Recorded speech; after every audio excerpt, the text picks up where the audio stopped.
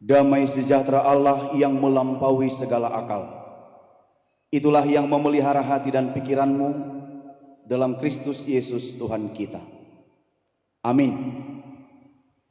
Bapak, Ibu, dan saudara-saudari yang dikasihi oleh Tuhan kita Yesus Kristus, firman Tuhan bagi kita di ibadah minggu kedua setelah Trinitatis 29 Juni 2025 hari ini tertulis dalam kitab 1 Raja-Raja pasal 19 ayat 15 hingga ayat 21. 1 Raja-Raja pasal 19 ayat 15 hingga ayat 21. Saya akan baca bagi kita semua demikian.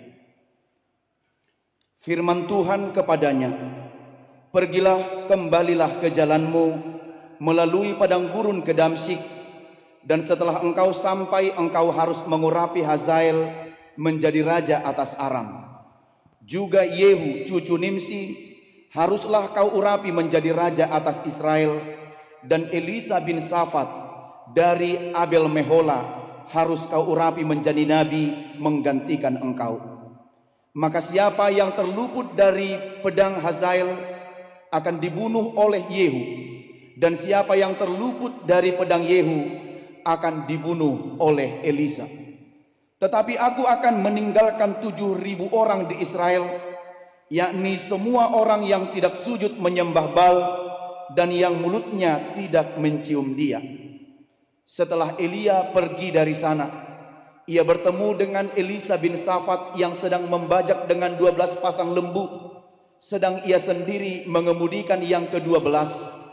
Ketika Elia lalu dari dekatnya, ia melemparkan jubahnya kepadanya.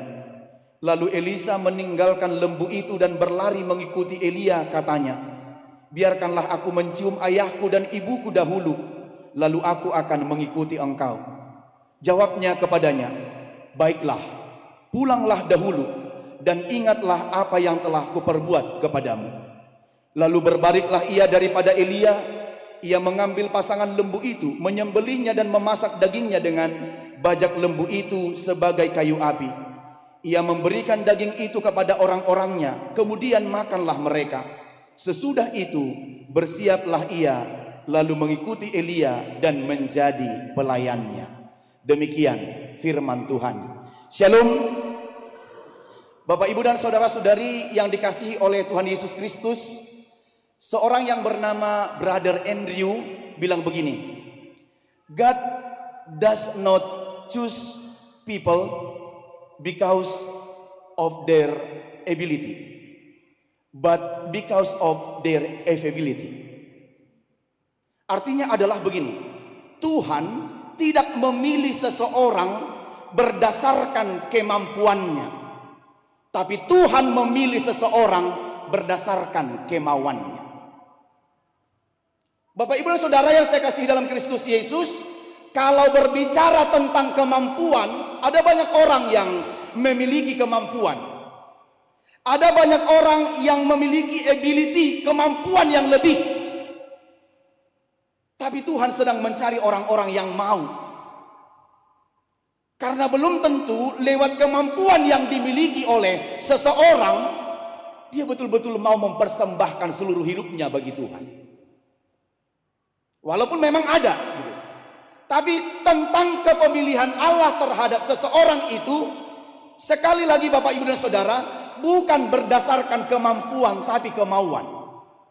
Ada banyak orang yang mampu tapi belum tentu mau. Tapi orang yang mau akan diperlengkapi sehingga mampu dan dilayakkan oleh Tuhan. Maka kita ini sebenarnya adalah bukan orang-orang yang mampu pada awalnya dipilih oleh Tuhan. Tentang apapun tanggung jawab kita, tentang apapun pekerjaan kita, pertama-tama bukan soal kemampuan kita. Kalau bicara soal kemampuan, masih banyak orang yang lebih mampu dari kita. Tapi kemudian ada kemauan. Dan di dalam kemauan itulah ternyata Allah memilih para hamba-hambanya untuk dipakainya demi kemuliaan bagi namanya. Tapi Bapak Ibu, berbicara tentang panggilan Tuhan, saya membaca kalimat pendek menarik seperti ini. Begini, untuk mendengar suara Tuhan kita harus mengecilkan volume dunia. Sekali lagi, untuk mendengarkan suara Tuhan, ternyata kita harus mengecilkan volume dunia. Kenapa Bapak Ibu? Karena begini, berbicara tentang pelayanan dan memenuhi panggilan sering sekali sangat berbentrokan dengan persoalan apa? Ekonomi lah, persoalan keluarga lah, persoalan anak-anak lah, persoalan tanggung jawab lah. Itu banyak. Kenapa kau tidak mau dipanggil? Masih banyak tanggung jawabku.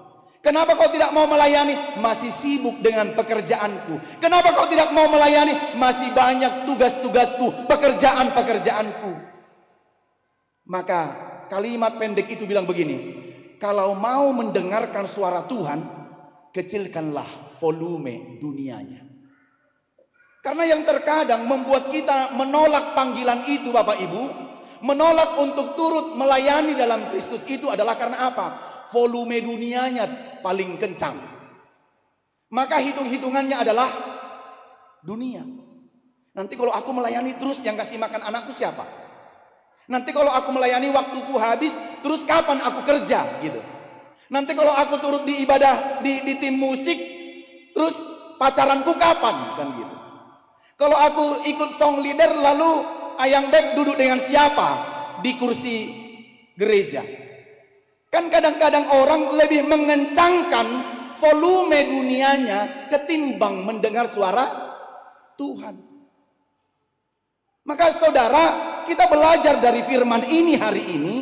Bukankah volume dunia yang sering membuat kita berkata nanti dulu, tunggu dulu, lain kali aja, masih terlalu muda, nantilah tunggu menikah, setelah menikah nantilah tunggu punya anak, setelah punya anak nantilah setelah punya paruh main, setelah punya paruh main nantilah setelah punya cucu, setelah punya cucu nantilah setelah tua sudah sakit-sakitan. Lalu dipanggil, ayolah, sudah sakit. Lalu apalagi yang mau dibilang? Maka Bapak Ibu dan Saudara, kita perlu dulu untuk mengecilkan volume dunia kita untuk memikirkan pelayanan ini. Kenapa? Karena dalam firman ini, kalau kita melihat firman yang saya bacakan tadi pada hari Minggu yang kita sekarang ada di sini, mengatakan ini tentang panggilan untuk mengikut Tuhan. Ini terjadi panggilannya kepada Elisa. Dan Tuhan memakai Elia untuk melakukan itu.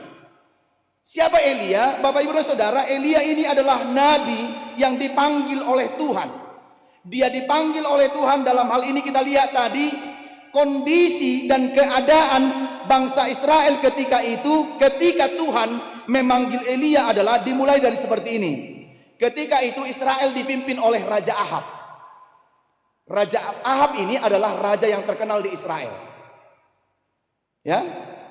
Tapi keterkenalan Ahab bukan karena prestasi baik, tapi rapot merah. Kenapa rapot merah? Karena di masa kepemimpinan Raja Ahab di Israel, istrinya yang bernama Izebel itu mengundang orang-orang Israel untuk menyembah Baal dan berhala. Jadi rapotnya Raja Ahab itu bukan rapot yang positif, tapi rapot merah. Maka di Israel itu, Bapak Ibu dan Saudara, dikatakan begini, Raja Ahab memang takut akan Tuhan, tapi catatan yang paling menggelikan adalah Raja Ahab takut akan Tuhan, tetapi Raja Ahab lebih takut kepada istrinya. SSTI, suami-suami takut istri, begitu. Dia benar takut akan Tuhan, tapi lebih takut pada istrinya. Jadi, kau luar biasa kau katanya. Langsung gini, gitu istrinya. Oh enggak, lebih hebat istriku ini. Jadi gini, prestasi yang ditunjukkan oleh Raja Ahab itu adalah ketika masa pemerintahannya, ternyata orang-orang Israel itu menyembah kepada Baal dan berhala. Maka Bapak Ibu dan Saudara, dikatakan begini, bahkan Isabel, istri dari Raja Ahab itu, mengangkat 450 imam Baal dan 400 imam Astarte. Setelah tahu seperti ini, maka Bapak Ibu dan Saudara, Nabi Elia dipanggil oleh Tuhan untuk membasmi ini. Dan benar, Elia lah yang membunuh 450 imam Baal dan 400 imam Astarte itu mati di tangannya. Maka ketika Isabel mendengarkan itu, marahlah Isabel. Dikejarlah Elia ini. Karena waktu itu hanya Elia satu-satunya nabi yang tinggal. Maka dia dikejar, hendak dibunuh dan dimatikan. Bersembunyilah kemudian Elia dalam sebuah gua. Disitulah dia Bapak Ibu nanti kehidupannya dipelihara oleh. Disitulah dia bersembunyi. Lalu selanjutnya, setelah dia membunuh itu, datanglah Tuhan kepada Elia. Dibujuklah dia. Elia, keluarlah dari persembunyianmu. Karena katanya Tuhan mau memakai Elia lebih lagi. Untuk apa Tuhan mau memakai dia? Untuk melanjutkan pelayanannya. Ya, untuk melanjutkan pelayanannya. Lalu Tuhan bilang seperti ini, nanti kita boleh lihat di ayat-ayat yang sebelumnya itu Bapak Ibu dan Saudara. Kalau kita baca sebenarnya pada ayat 10. Sebelum dari ayat yang kita dengar hari ini begini.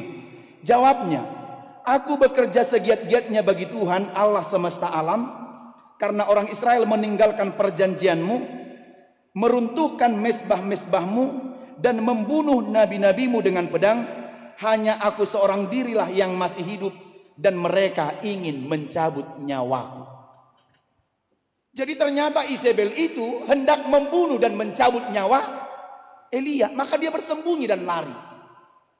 Bapak Ibu dan Saudara yang dikasihi oleh Tuhan Yesus Kristus, kenapa dia harus lari?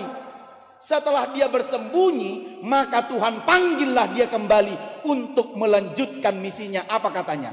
Kata Tuhan begini, Elia, masih ada 7.000 orang lagi di Israel yang tidak percaya kepada Baal itu, yang tidak percaya kepada dewa-dewa itu, yang tidak mau menyembah dewa-dewa itu.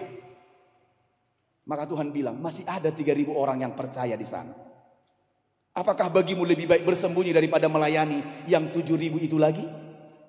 Maka apa yang dikatakan oleh Elia di situ Bapak Ibu dan Saudara? Maka ternyata Bapak Ibu, Elia melanjutkan misinya.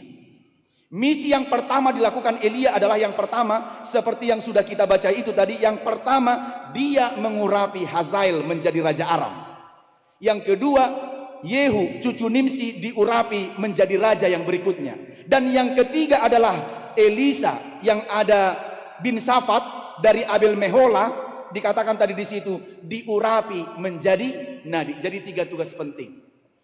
3 tugas penting yang dilakukan oleh Elia. Yang pertama adalah mengangkat Hazael menjadi raja.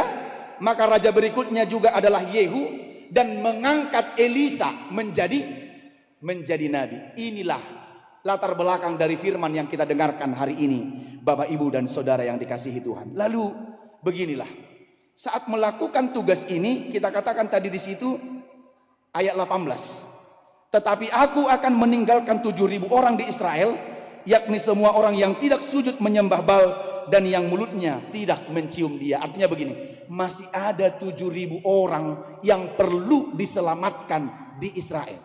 Jangankan 7.000 Bapak Ibu dan Saudara, 1 orang aja berharga di mata Tuhan. Kalau masih ingat khotbah minggu lalu, ini yang minggu lalu itu sangat menarik sekali sebenarnya.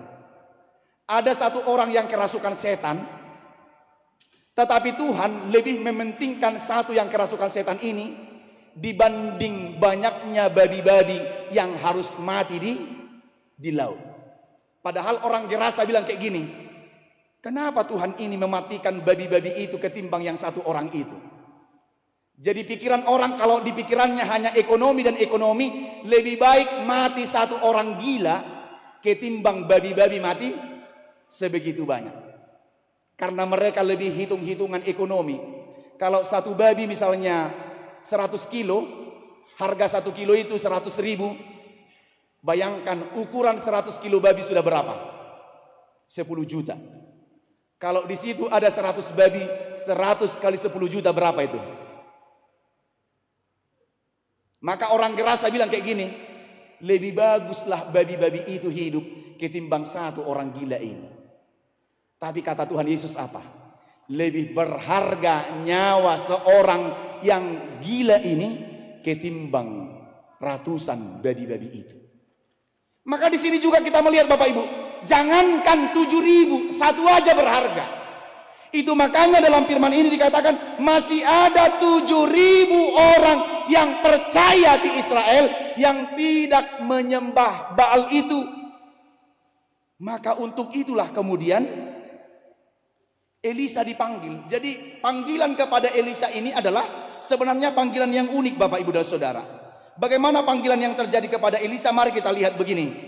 Elisa itu sedang ditemui, ya, sedang ditemui membajak sawah. Dia punya 12 pasang lembu. Kalau 12 pasang berarti kali 2 itu 24. Kalau membajak itu berarti Elisa punya lahan.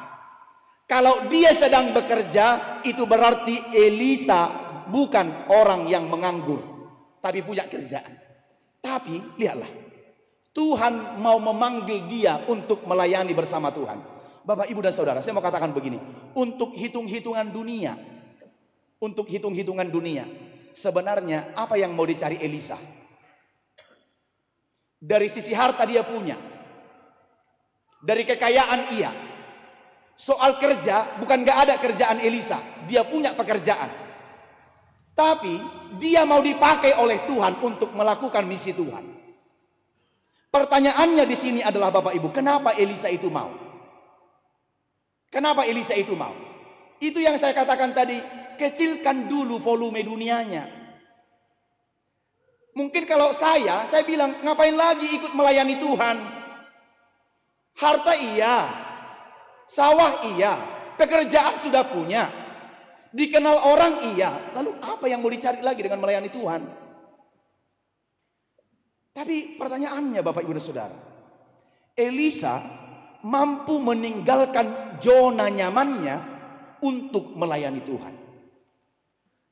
Saudara, Bapak Ibu yang dikasihi Tuhan, mampukah meninggalkan sedikit zona nyaman kita untuk turut dalam panggilan dan melayani Tuhan? Zona nyaman ini boleh banyak hal ya. Anak-anak muda dengan zona nyamannya misalnya dengan gamesnya. Orang-orang tua yang zona nyamannya banyak hal begitu atau dengan kesibukan dan pekerjaannya. Tapi maukah turut dalam pelayanan Tuhan itu sendiri? Sebenarnya kehidupan Elisa itu saya mau katakan sudah serba ada. Dan bayangkan kalau dia ikut melayani Tuhan, saya berani bilang begini, dalam ukuran dunia itu merugikan dia. Menurut ukuran dunia, karena apa? Setelah Elisa dipanggil tadi, dia sedang membajak sawahnya. Katanya Elia langsung melemparkan jubahnya kepada Elisa. Apa yang kita lihat dari situ Bapak Ibu dan Saudara? Silakan baca dulu ayat 19. 2, 3, ya. Setelah Elia pergi dari sana, ia bertemu dengan Elisa bin Safat yang sedang membajak dengan 12 pasang lembu. Sedang ia sendiri mengemudikan yang ke-12. Ketika Elia lalu dari dekatnya, ia melemparkan jubahnya kepadanya. Lihatlah. Jadi ada rencana, ada misi Tuhan untuk kehidupan Elisa itu. Walau saya katakan tadi Bapak Ibu dan Saudara, dari sisi apapun, sebenarnya Elisa itu sudah dalam zona nyaman. Orang kalau sudah zona nyaman akan susah kembali berbalik dari zona nyaman. Tapi kenapa Elisa mau? Kita mau lihat dulu Bapak Ibu. Tapi yang luar biasa, Elisa menanggapi segera dan dia tegas. Lihat di situ. Dia meninggalkan lembunya, ayat 20. Lihat. Elisa meninggalkan lembu itu dan berlari mengikuti Elia. Katanya, biarkan aku mencium ayahku dan ibuku dahulu, lalu aku akan mengikuti engkau. Bapak Ibu ingat enggak ketika Yesus memanggil para murid-murid dan orang yang mau mengikut dia? Apa katanya? Satu waktu Yesus memanggil, ikutlah aku, kata Yesus seperti itu. Nanti boleh baca di Lukas, katanya begini, Tuhan, aku mau mengikut engkau, tapi izinkan aku pamit dulu kepada keluargaku. Atau di lain kesempatan dikatakan begini, Tuhan, aku mau mengikut engkau, tapi biarkan aku dulu menguburkan orang mati di keluargaku. Itu makanya Tuhan, biarlah orang mati menguburkan. Ya. Tapi kenapa ini dibiarkan oleh Elia? Dia bilang begini, aku mau, tetapi ayat ada tadi, biarkanlah aku mencium ayahku dan ibuku dahulu, lalu aku akan mengikuti engkau. Bapak Ibu dan Saudara, di mana letak perbedaannya? Sebenarnya dalam kitab ini kita melihat Elisa tidak sedang menolak panggilan. Jadi gini, panggilan melayani Tuhan bukan berarti meninggalkan dan meniadakan keluarga. Saya katakan dengan tegas, ada denominasi gereja tertentu Bapak Ibu dan Saudara, kalau sudah mengenal Tuhan tak perlu nan tulangmu, tak perlu nan borumu, tak perlu mak tuamu, kawanmu seiman adalah teman segerejamu. Ada yang kayak gitu, sesat. Jadi dang martulang behita alaikum martuhak kita. Begitukah? Lalu siapa nanti yang mengapehon apa namanya ini? Kalau kita pesta, ulus apa namanya itu? Jadi siapa yang mengikuti apa namanya ini? Kalau namburu kita apanya namanya itu teh? Perannya di pesta. Oh lo menang naham. Iya kan? Lalu itok-itok kita yang harusnya mengulosi kita, hula-hula kita. Ya kan? Dengan harapan itulah doanya kepada kita. Berhentilah dia menunjukkan kasihnya hanya karena katanya tanda kutip bertuhan. Begitukah bertuhan yang sesungguhnya?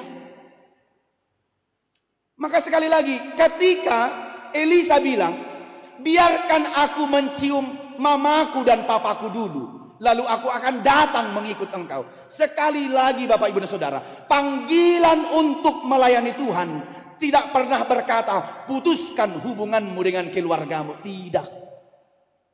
Tidak. Tapi memang saya pernah dengar begini Bapak Ibu dan Saudara, ketika saya dipilih jadi dan ditabalkan menjadi pendeta, ada satu kalimat penting yang saya dengar seperti ini. Dibilang sama orang tua saya begini. Dibilang oleh para pendeta yang mau menahbiskan seperti ini.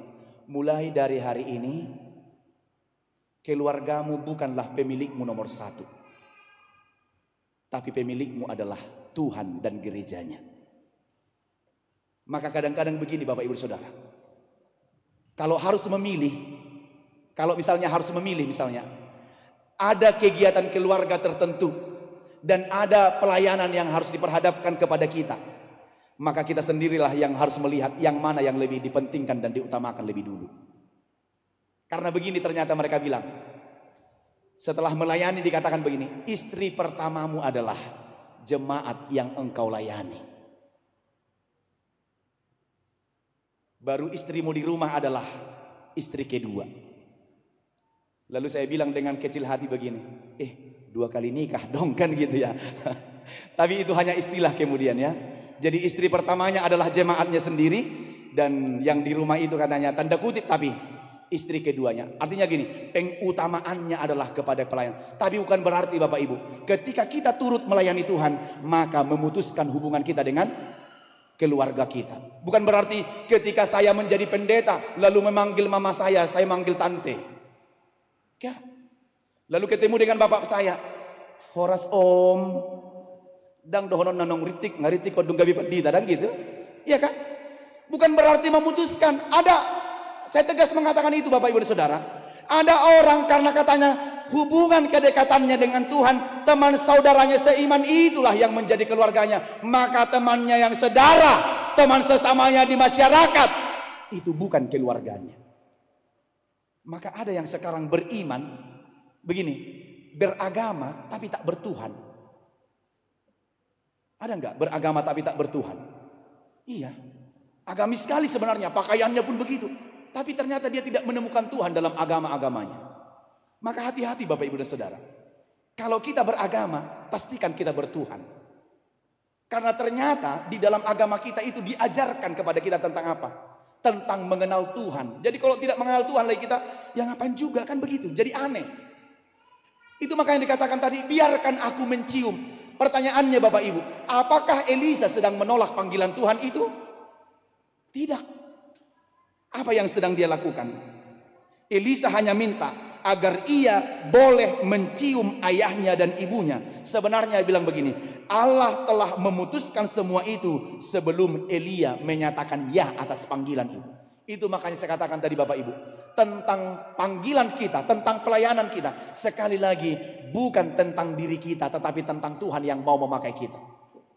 Bolehkah Bapak Ibu lihat di mana benang merah antara Minggu Trinitas tentang panggilan ini? Maka Allah yang memanggil itu, lihat, Allah yang memanggil. Maka yang menjadikan kita turut, kalau Elia adalah menjadi perantara. Boleh lihat Bapak Ibu, perantara kita dengan Bapa siapa? Yesus. Di perjanjian baru, benar? Apa benang merahnya dengan Tritunggal yang saya maksud? Dan yang menjadikan Elisa memenuhi panggilan itu adalah karena peran Roh Kudus. Jadi tidak ada orang yang mau mengiyakan panggilan kalau bukan Roh yang bekerja di situ. Maka Bapak Ibu dan Saudara, saya sudah melayani hampir sudah mau 15 tahun lah ini. Saya belum pernah menemukan gini. Karena kita sedikit agak curiga gini. Kalau ada tiba-tiba orang bilang, Amang Pendeta, saya mau jadi sintua. Pengen sekali ini. Ini agak aneh ini. Kadang-kadang orang yang dipanggil untuk melayani itu biasanya langsung bilang begini, "Dang tolak Amang.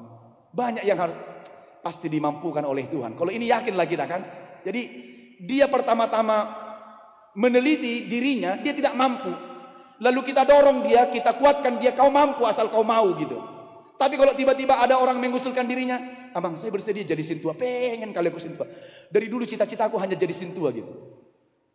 Atau dari dulu cita-citaku hanya jadi, ini agak dicurigai ini, ada apa ini kira-kira gitu. Tapi nanti kalau dibilang, Amang terlalu curiga sih, enggak sebenarnya gitu. Karena kan kita tahu bahwa tugas pelayanan ini adalah tugas pelayanan yang sangat berat, tidak gampang Bapak Ibu dan Saudara. Bahkan dikatakan hidup seorang pelayan itu diibaratkan seperti hidup di rumah kaca. Anjingnya yang salah, pendetanya yang salah. Ngapain anjing pendeta ini gitu kan. Padahal anjing yang menggonggong begitu. Ikut-ikutan pendetanya jadi. Lalu lihat dari jauh, lihat istri pendeta itu nggak cocok kayak gitu kan. Dilihat sapu pendeta rusak. Nah, kenapa sapu pendeta kayak gini? Nah, jadi sebenarnya tugas pelayanan itu apa? Dan dikatakan biarkan aku mencium. Dan inilah panggilan yang dikatakan oleh Nabi Elisa di sini Bapak Ibu. Memang saya mau katakan ini, suara ilahi tidak selalu diungkapkan dengan kata-kata. Panggilan kepada Elisa itu tidak melibatkan pertemuan langsung dengan Tuhan. Jadi Tuhan tidak langsung bertemu dengan dia. Maukah kau Elisa? Enggak begitu. Tapi di dalam rohnya. Beda dengan Yesaya, beda dengan Yeheskiel, itu beda. Yang anehnya, saya katakan aneh dulu Bapak Ibu tanda kutip. Di sini begini, Elia hanya melemparkan jubahnya kepada Elisa dan sedikit percakapan, maka sekarang dia sudah mau ikut. Bayangkan, dia sedang membajak. Lalu katanya tadi di situ, ditinggalkan lembunya, ditinggalkan bajakannya, lalu dia datang mengikuti Elia. Dia bilang, berikan aku waktu untuk mencium bapakku dan mamaku. Ini luar biasa. Pembicaraan hanya sedikit, omongan hanya sedikit, tapi kemudian apa? Elisa itu mau. Jadi tak perlu banyak omong katanya. Dia hanya dicakapi sedikit, tetapi kemudian dia beda sekarang. Kita udah 100 kali pun ngomong, orang gak ngerti gitu. Dek, cinta kali kau samamu dek gitu. Dek, berulang-ulang setiap menit. Atau orang-orang kali ini, anak-anak muda ini kan lebih suka kata-katanya dong yang kayak gitu tuh. Kata-kata hari ini, Mas Bro. Kata-katanya hari ini, orang lebih suka kata-katanya kan. Ini sedikit omong tapi langsung jadi. Kata-kata hari ini apa katanya? Ikan teri, ikan tongkol. Ketemu tiap hari tapi tak sempat martupol gitu ya. Iya kan? Jadi orang lebih apa? Lebih banyak ngomong ketimbang iya, ini hanya sedikit pertemuan, dilemparkan jubahnya ke pundaknya, lalu dia datang kemudian mengikut siapa? Mengikut Elia itu. Lihat, beda zamannya.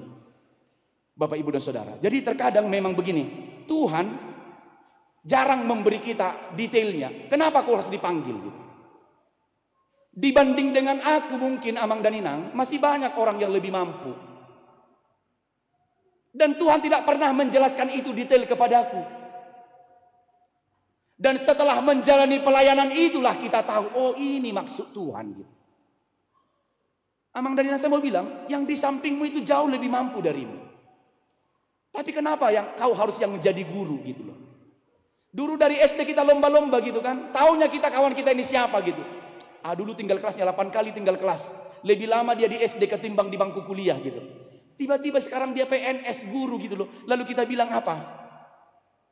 Taunya aku dulu siapa itu? Lihatlah dulu bagaimana cara Tuhan memanggil. Kadang-kadang kan persepsi orang melihat orang lain itu beda-beda. Yang tahu detailnya kenapa kita harus dipanggil, yang tahu lebih detail adalah Tuhan. Maka syukuri apa yang Bapak, Ibu dan Saudara peroleh hari ini. Amin. Iya, jangan menggerutu dan melihat orang lain. Kenapa harus ini ya? Kenapa harus ini ya? Enggak itu lagi. Ada orang yang lebih sibuk, dia memikirkan kenapa sampai lupa bersyukur kemudian dalam kehidupannya. Maka firman ini sedang mengingatkan kita, lihat, yang memanggil Elisa menjadi seorang nabi pengganti dari Elia adalah itu karena otoritas Allah. Bukan karena apa? Bukan karena prestasi dunia. Bukan karena prestasi dunia. Maka Bapak, Ibu dan Saudara, terkadang memang itu saya katakan tadi, jarang Tuhan memberikan detailnya begitu. Nanti boleh baca Bapak, Ibu, Saudara di Lukas 9 ayat 57 sampai 62. Yang dikatakan tadi, biarkan aku izin dulu untuk mengubur keluargaku yang mati. Tapi tahu nggak alasannya itu apa? Sebenarnya orang yang di Lukas itu sedang menolak panggilan itu. Tuhan, nggak bersedia aku. Elisa hanya bilang, biarkan aku mencium bapakku dan mamaku. Dan setelah itu lihat aksinya Bapak, Ibu, Saudara. Apa aksinya? Dia ambil lembunya, dia bakar, dia masak, lalu dia berikan makan orang banyak, termasuk orang tuanya, bapaknya dan mamanya. Sebenarnya saya mau bilang begini, bukankah itu tanda kutip kerugian bagi Elisa? Kalau seandainya dia tidak menuruti panggilan itu, harusnya dia tidak apa? Harusnya tidak memasak, tidak memotong, tidak menyembelih lembunya. Tapi karena dia menuruti kata tadi, dia memberikan makan orang banyak, dia memberikan makan orang tuanya. Tanda kutip, secara dunia itu kerugian kepada dia. Tapi itu hanya pandangan dunia. Bagi Tuhan ternyata Bapak, Ibu dan Saudara, pelayanan yang paling mulia itu, tugas yang paling mulia itu adalah kalau hidup kita menjadi berkat bagi banyak orang. Amin. Iya. Kita bisa melayani yang saya maksud adalah bukan berarti harus berkhotbah di sini semua. Bapak, Ibu, Saudara, apapun tanggung jawab dan tugas Bapak Ibu, kalau itu kita lakukan dengan sepenuh hati kita untuk Tuhan, itu juga sudah bagian dari pelayanan. Maka kerjakan dengan baik. Itu juga akan bisa memberkati banyak orang. Tapi lihatlah, kata Elia kepada Elisa, baiklah, pulanglah dahulu dan ingatkanlah akan apa yang kuperbuat kepada engkau. Lalu dia pulang. Tadi saya katakan dia sembelih, dia membuat dan dia memanggil orang-orang untuk menikmati perjamuan itu. Dan lihat, dia datang kembali kepada Elia dan dia menjadi nabi bagi Allah. Maka Bapak, Ibu dan Saudara, dia merespon panggilan itu dengan baik. Maka kalau hari-hari ini kesempatan diberikan kepada kita, ya, seperti yang dikatakan oleh Elia tadi, pergilah, kembalilah, dan Tuhan akan memakaimu untuk kemuliaan bagi namanya. Maka hari ini kita ada di sini dalam tugas dan tanggung jawab kita masing-masing. Semoga Tuhan memakai kita untuk pelayanan dan bagi kemuliaan bagi nama Tuhan.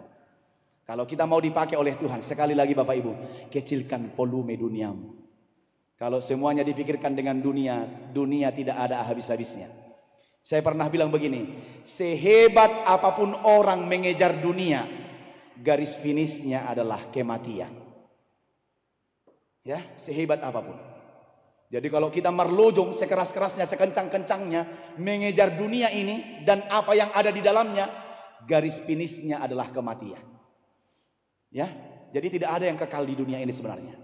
Tapi yang baik itu adalah kalau hidup kita menjadi berkat bagi banyak orang, menjadi berkat, menjadi alat di rumah Tuhan, menjadi alat dipakai oleh Tuhan untuk memberkati seluas-luasnya kehidupan di tengah-tengah dunia ini. Maka terakhir Bapak Ibu Saudara, komitmen Elisa dalam firman ini adalah dia pergi menjumpai orang tuanya, lalu dia pamit, dia bilang pada orang tuanya, saya akan mengikut Tuhan, doakanlah saya dan selamat tinggal. Dan setelah itu Elisa dipakai oleh Tuhan menjadi alat bagi Tuhan untuk kemuliaan bagi nama Tuhan. Maka ternyata Bapak Ibu, siapapun kita tanpa terkecuali bisa dipakai oleh Tuhan untuk kemuliaan bagi namanya, kalau kita mau. Pertama-tama bukan karena kita mampu. Selebihnya kita akan diperlengkapi Bapak Ibu dan Saudara, akan diperlengkapi. Itu makanya kalau kalimat ini sedikit agak menggelikan begini, kalau Tuhan yang mengutus, maka Tuhan yang akan mengurus. Ya, kalau Tuhan yang mengutus, maka Tuhan yang akan mengurus dan akan memperlengkapi semua sehingga kita dapat melakukan tugas-tugas kita dengan baik. Karena itu Bapak Ibu, apa yang mau disampaikan oleh firman ini yang pertama adalah dengarlah dan ikutlah panggilan dan layanilah Tuhan dengan setia. Saya mau katakan, apapun tugas kita, peran kita, karya kita, tanggung jawab kita di kehidupan nyata di dunia ini, jadikanlah itu semua sebagai pelayanan kepada Tuhan. Bisakah guru menjadi sebuah pelayanan? Bisa. Bisakah pedagang menjadi sebuah pelayanan? Sangat berpeluang bisa. Bisakah mahasiswa berpeluang menjadi pelayanan? Sangat bisa sekali. Apapun tugas kita, itu bisa menjadi pelayanan di hadapan Tuhan. Maka Bapak Ibu dan Saudara, kehidupan kekristenan kita bukanlah taman bermain, tetapi medan pertempuran. Sekali lagi, kehidupan kekristenan kita bukan taman bermain tetapi medan pertempuran.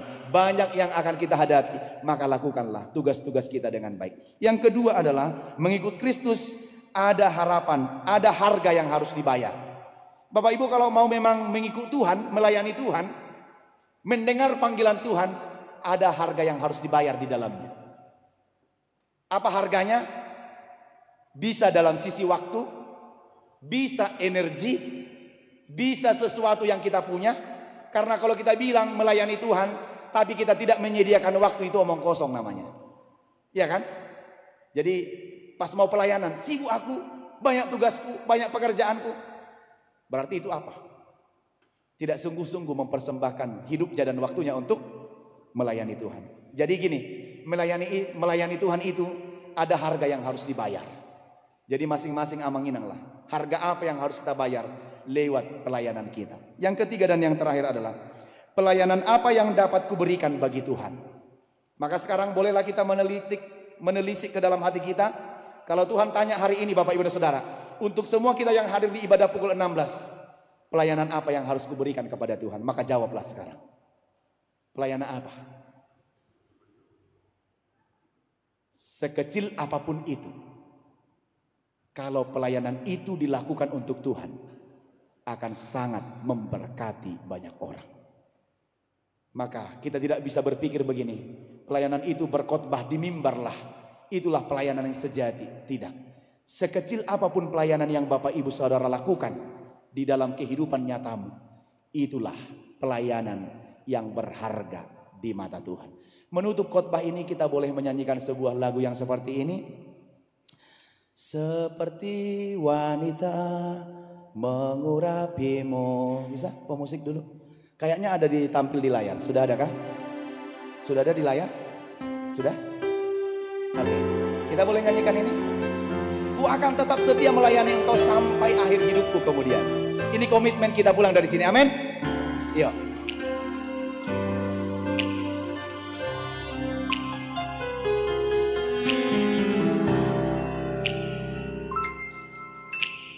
Seperti wanita mengurapimu di bawah kakimu, demikian hidupku mau mengasihimu. Yesus, engkau baik bagiku. Sampai akhir ku menutup mata, ku tetap setia menanti janjimu. Sampai ku dapatkan mahkota, ku tetap setia untuk melayanimu. Kita ulang sekali lagi. Seperti wanita mengurapimu, menangis di bawah kakimu, demikian hidupku mau mengasihimu. Yesus, engkau baik bagiku. Sampai akhir ku menutup mata, ku tetap setia menanti janjimu. Sampai ku dapatkan mahkota kehidupanku, ku tetap setia untuk melayanimu. Ku tetap setia, ku tetap setia untuk melayanimu.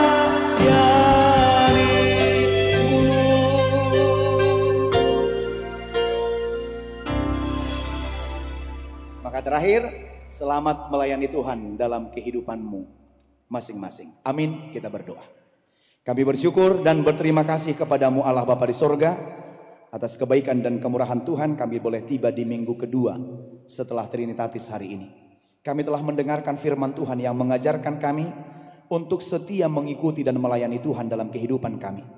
Maka pakailah kami seturut dengan kehendak Tuhan untuk melayani Tuhan seumur hidup kami di masing-masing tugas, tanggung jawab dan peran kami. Biarlah itu kami lakukan sebagai pelayanan kami di hadapan Tuhan. Sehingga apapun tanggung jawab kami, tugas kami akan dapat memberkati banyak orang di tengah-tengah kehidupan kami di dunia ini. Bapa dalam sorga, berkati firman-Mu yang sudah kami dengarkan, agar menjadi kekuatan bagi kami, agar menjadi pedoman dalam kehidupan kami, bahkan menjadi suluh kami dan tongkat dalam menjalani kehidupan kami ke depan di tengah-tengah banyaknya pergumulan di kehidupan ini. Kami yakin dan percaya Tuhan akan menguatkan kami sehingga kami menjadi orang-orang yang setia untuk mengikuti dan melayani Tuhan dalam kehidupan kami.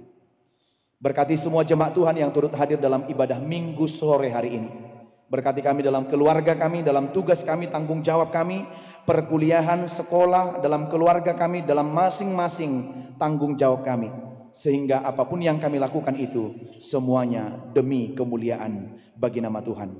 Berkati semua program-program gereja Tuhan yang akan terus berjalan sepanjang minggu ini. Tuhan memberikan kekuatan dan Tuhan memberikan roh-Mu kepada kami. Sehingga pelayanan kami dapat kami lakukan dan kami kerjakan seperti untuk Tuhan, bukan untuk manusia. Berkati keluarga yang sedang berduka atas meninggalnya orang-orang terkasih dalam kehidupan dan keluarga mereka. Dan kami juga sungguh-sungguh berduka di tengah-tengah jemaat ini karena 2 orang saudara kami telah meninggalkan kami di kehidupan di dunia ini. Maka kuatkanlah keluarga Amang Pahotan Simajuntak, Inang yang tinggalkan bersama dengan anak-anaknya, begitu juga dengan Amang Selamat Sipahutar, begitu juga dengan semua anak cucunya, keluarga Opung Pasyadoli. Tuhan yang memberikan penghiburan dan kekuatan serta pertolongan yang daripada Engkau, sehingga mereka kuat menanggung beban dan pergumulan yang mereka alami atas meninggalnya orang tua terkasih mereka. Kami serahkan kehidupan kami dalam tangan pengasihan Tuhan. Kiranya Tuhan berkati kami untuk melanjutkan kehidupan, karya-karya kami dalam kehidupan nyata kami. Terpuji nama Tuhan, terima doa kami dalam Yesus kami berdoa dan bersyukur. Amin.